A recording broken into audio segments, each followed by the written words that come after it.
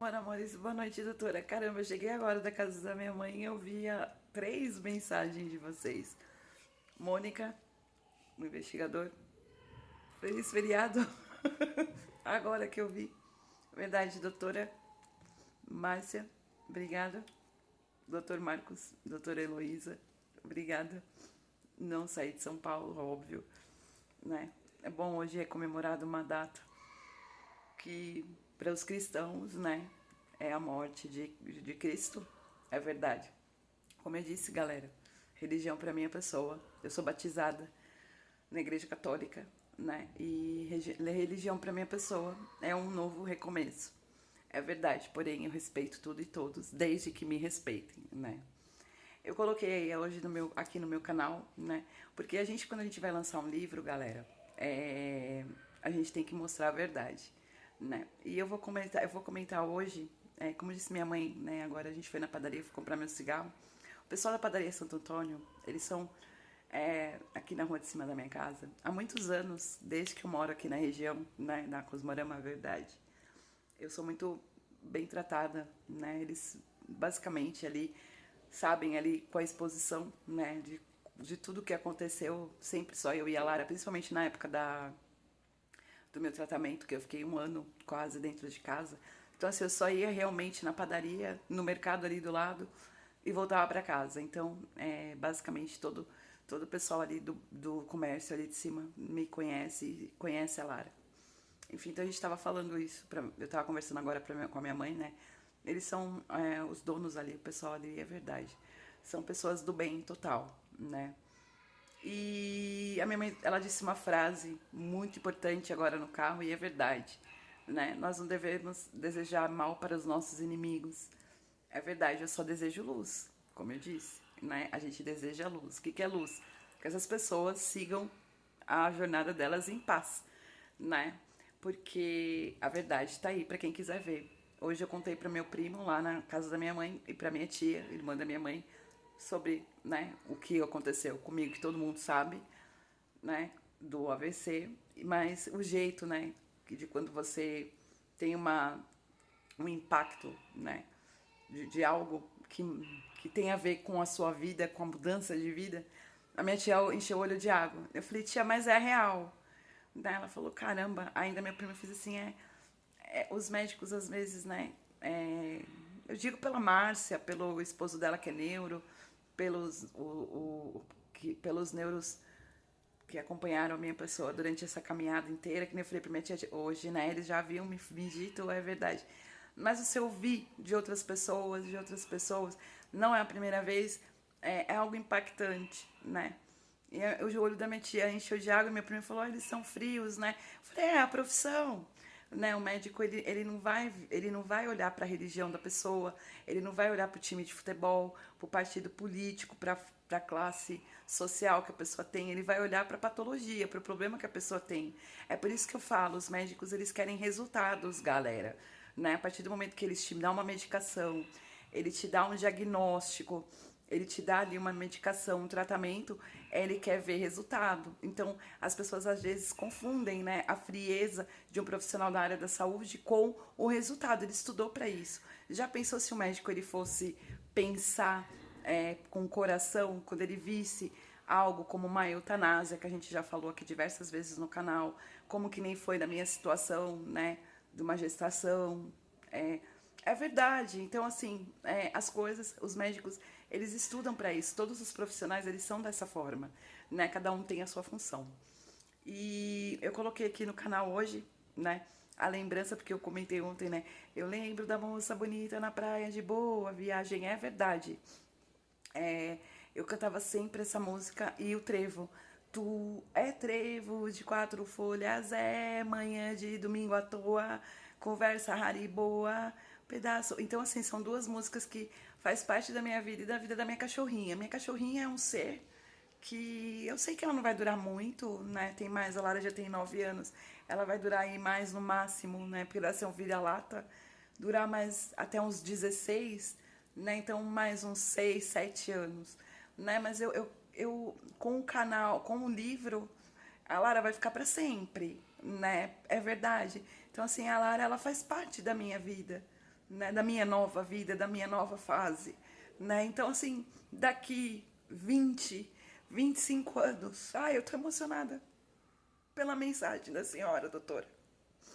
25 anos, que eu vou ver o meu próprio livro, eu não vou ter mais a Lara comigo, mas eu vou lembrar da Lara, eu vou falar, caramba, Lara, você foi uma parceira minha, né? Eu te peguei, adotei você lá no Nordeste. Lá no a gente foi parceira pra caramba, né? Você veio embora pra cá comigo. Então, assim, a história da Lara é um bichinho de estimação.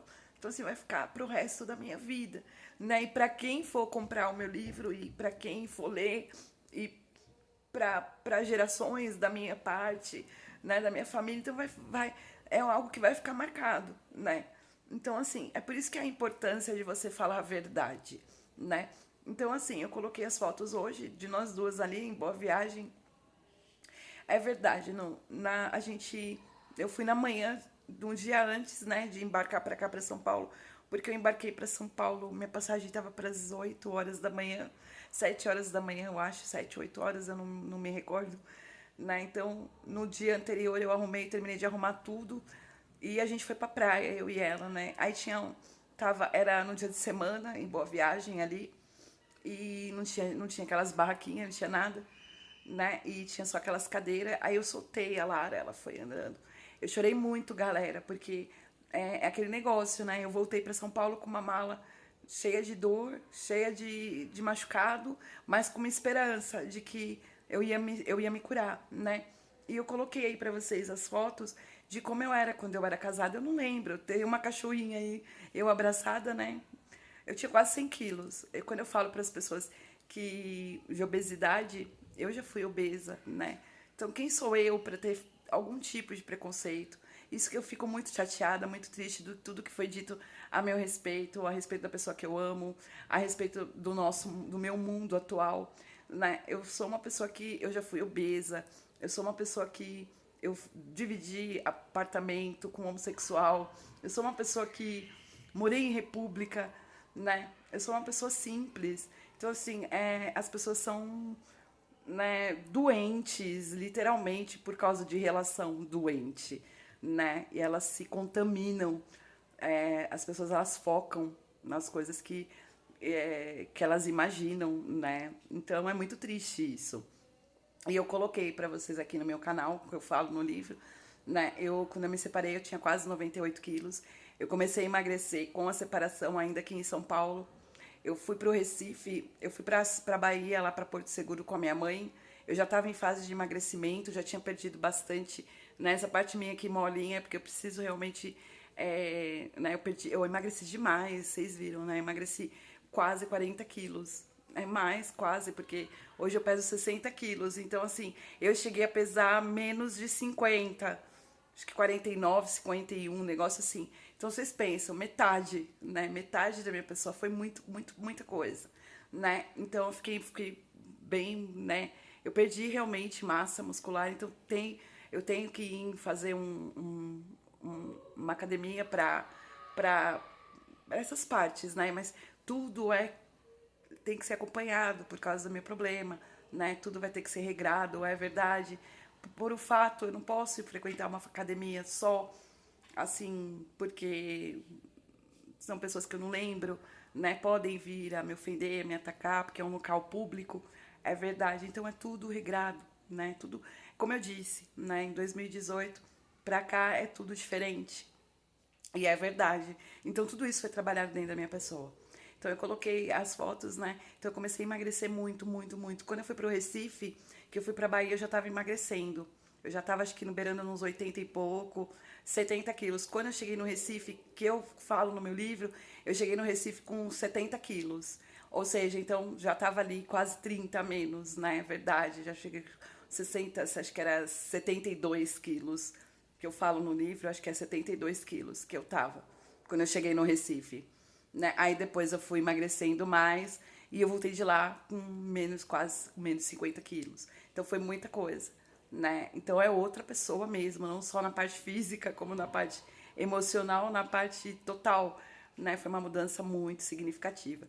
Então as pessoas acharem que eu fui pra lá por uma aventura, as pessoas acharem que eu fui lá atrás de homem, as pessoas acharem que eu fui pra lá e atrás de relacionamento. Não, galera, eu fugi, eu fui embora de uma violência muito, muito séria, né? E um mundo muito, muito machucada, né? E um mundo de medo que eu tinha aqui em São Paulo. Uma vontade de sair daquele mundo, né? Pelo que eu vejo, que eu escrevi no meu livro, eu tinha uma vontade tão grande de ser liberta daquilo, que a primeira vez que eu tive a oportunidade de pegar um avião e ir para uma outra cidade, e eu me vi ali, eu fiquei no Recife 6 dias, é verdade, eu me vi ali, poxa, eu entrei no avião, eu consegui ir para um hotel, eu fiquei 6 dias longe daquela violência, longe daquela gaiola, daquela prisão, não só prisão literalmente, por isso que eu não consigo, né? Me submeter a muitas coisas, ser dependente nem emocional e nem financeira de ninguém, porque isso, né, isso foi uma fase muito, muito trabalhada na minha pessoa, e eu dei esse grito, né, de liberdade quando eu fui embora de vez pra lá. Enfim, então era uma coisa que quando eu começo a ler aquilo que eu escrevi e eu vejo as fotos, me abala. Me abala porque eu falo, caraca, Fabiana, que coragem que você teve. É verdade. Que coragem, porque assim, vocês não têm noção, só vocês lendo o meu livro, vocês vão entender de como eu era uma mulher presa, galera. Eu era uma mulher presa emocionalmente, uma mulher presa é, total, entendeu? Era uma mulher presa naquele relacionamento, naquela vida, naquele mundo, né? E quando eu fui pra lá, foi um choque de realidade, né? E a perda excessiva de peso foi a depressão, né? Então, assim, quando você vê uma mulher sem noção, sair por aí falando bobagem da minha pessoa, mandando carta, mandando mensagem, que eu enganei as pessoas, que... Gente, eu sofri em dose dupla, né? Qualquer ser humano que se separa tem um sofrimento iminente. Eu fui embora e fiquei longe de tudo e de todos, né? E para ajudar ainda, quando eu voltei, eu tive um AVC e esqueci de metade das pessoas da minha vida.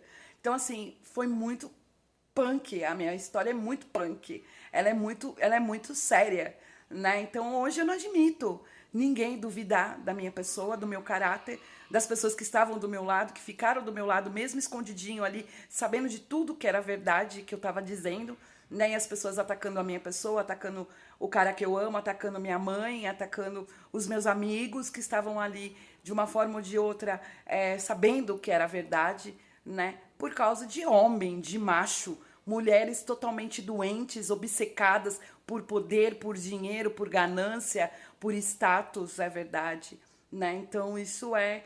E eu me vendo ali naquele mundo, eu falo, gente, eu não sou igual.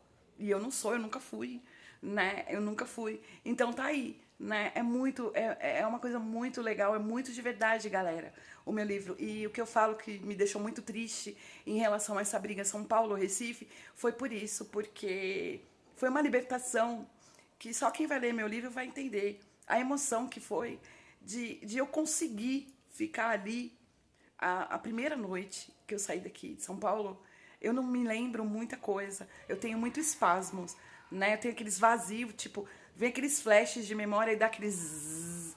E assim, então lendo, eu consigo fazer que nem um quebra-cabeça, sabe?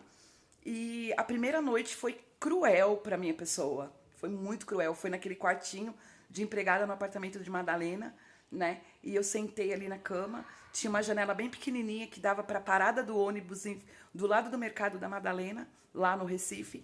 Então, assim, eu chorei litros. Não podia fumar no apartamento, eu saí. Eu fui lá pro terraço, lá em cima, no estacionamento, na parte de cima do prédio. Era um prédio de mais de 22 andares. Eu morria de medo de elevador, eu morria de medo de avião. É verdade. Eu fiz duas coisas que nem a gente vê nesse do Big Brother, nesse rapaz que teve agora, o Diego, né, que era um esportista, que trouxe um montão de medalhas pra gente. Ele falando de tudo que ele superou na vida dele, na fase do esporte. E a gente viu o medo dele naquela prova que teve, que ele estava na altura. Eu era basicamente isso, galera. Eu tinha muito medo de altura, de elevador, de andar de avião. Então, assim, eu peguei um avião, eu saí daqui, eu peguei um avião, eu fui morar no 22º andar. É verdade, onde se eu quisesse fumar, eu tinha que pegar um elevadorinho até lá, o terraço, né? Porque eu dividi, então não era só um apartamento meu, né? Era outras pessoas, então a gente tinha que respeitar o espaço. Então ou eu tinha que ir pra rua, descer, ou eu tinha que subir mais os andares e ir lá pro terraço pra fumar. Então nessa noite, eu me lembro, tá escrito isso no livro, né? Eram 2h30 da manhã, eu subi, peguei o elevador, subi, fui pro terraço e fiquei lá até amanhecer. No Recife amanhece muito mais cedo, por causa que eu já expliquei, né? Ali o Recife, João Pessoa, na Paraíba, tá bem ali, né, pro lado já para cá, onde o sol ele vem primeiro. Então, assim, o Recife dá 20 para 5 da manhã já tá claro, diferente daqui de São Paulo, né? Aqui de São Paulo começa a amanhecer no outono, tipo 6 e pouco da manhã, né? E lá também, lá quando começa 5 e pouco da tarde já começa a anoitecer, e aqui é depois das 6. Ou seja, então assim, eu fiquei até 5 horas da manhã ali fumando, olhando para aquilo, né, e perguntando para minha pessoa: "O que que você fez? E agora?", né? Você tá com medo? Você vai voltar? O que que você vai fazer? Você vai ligar para sua mãe? E a minha mãe sem saber onde eu tava, né? Verdade. Minha mãe não sabia, minha mãe só sabia que eu tinha ido embora, né? Minha mãe ficou sabendo depois de 10 dias que eu escrevi que eu liguei para ela e falei para ela, dei o endereço de onde eu tava, dei o telefone do pessoal da República, da dona do apartamento e da Gislene, e falei para minha mãe: "Manda minha carteira profissional, meus documentos, né? Mas não fala pro meu ex-marido onde eu estou, né? Não passo o endereço." Ou seja, desculpa. Então, foi algo que, quando a ficha caiu, que eu tava a 2.400 quilômetros sozinha, foi trash, né? Então, quando eu olho essas recordações, essas fotos, o que eu escrevi no diário, né? O que eu sofri de ataques lá, né? Das pessoas de lá, de preconceito, daqui de São Paulo, verdade, do lado do meu ex-relacionamento, atacando a minha pessoa, atacando o meu advogado na época, que é a pessoa que eu amo, atacando as minhas atitudes. Eu falo, gente, luz pra vocês, galera, verdade, né? Inimigo da gente, a gente não deve desejar o mal, a gente só deve desejar realmente luz, né? Para que o universo traga para vocês coisas boas e vocês vejam o que é uma pessoa que luta por algo, né? E por isso que eu tenho muito orgulho do meu livro, eu tenho muito orgulho da minha história, eu tenho muito orgulho, eu amo demais as pessoas que acreditaram em mim, que ficaram do meu lado, né? E que me defenderam, verdade, né? Enfim, é isso. Eu só tenho isso para falar hoje. Muito obrigada, doutores. Muito obrigada, amores. Um beijo para vocês e até amanhã. Tchau, tchau. Desculpa a emoção, é verdade.